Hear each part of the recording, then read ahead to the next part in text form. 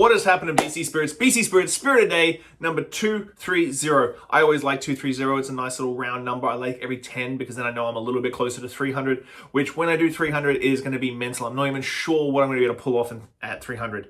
Now, this one is brand new for me. Haven't tried it yet. This is a brand spanking last one from from the Yacht Society collaboration, the Storm Brewing Black Plague Stout finished or aged rye, which is insane. So 100% rye with a smidge of malted barley, just a smidge of malted barley. I think the malted barley goes in second after the aging process. Finished in, like, aged completely in the Storm Black Plague Imperial Stout barrels, which is just like crazy. I've tasted a lot of beer barrel aged whiskeys lately, the Small Talk from Phillips being the most notable one.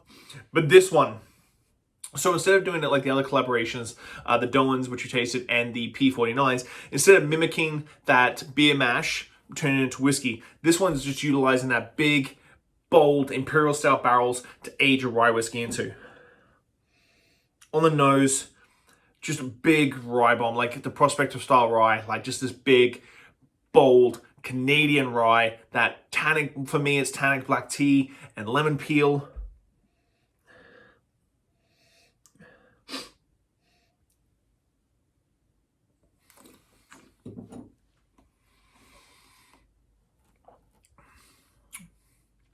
On the palate, you get this big rye bomb, and you're expecting it to be like just Canadian rye on Canadian rye on Canadian rye, but that Imperial Stout barrel just comes through, and she's like, "Oh, hello there. I'm going to give you a little bit of that nice, like, chocolatey, caramel, toffee, vanillas, those sort of flavors to kick up that rye really nicely. It's like nice rye bread with like almost like a sweet, like vanilla butter or something on top of it. Oh, that sounds great."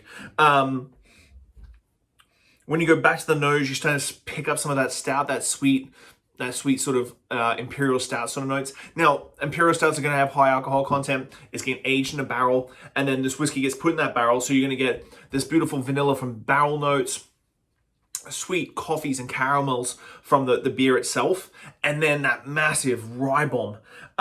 This is completely different to anything that the other collaboration whiskeys have got. This is it.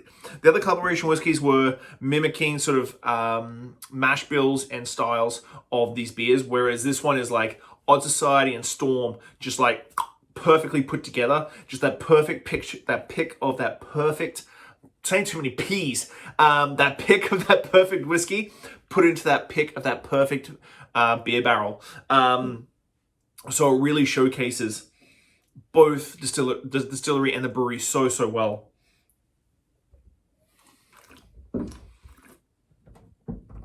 Now, I know I said the P49 could have been, might be my favorite of the batch before I obviously tasted this one. This one leads into Canadiana, like leads into that flavors of Canadiana, and then adds a different element to it, a different dimension to it. So, wow. If you can get a bottle, there's a few places here in Victoria, and of course you can get it from the distillery in Vancouver. The Storm Brewing Odd Society rye finished in Imperial Stout barrels. See you guys.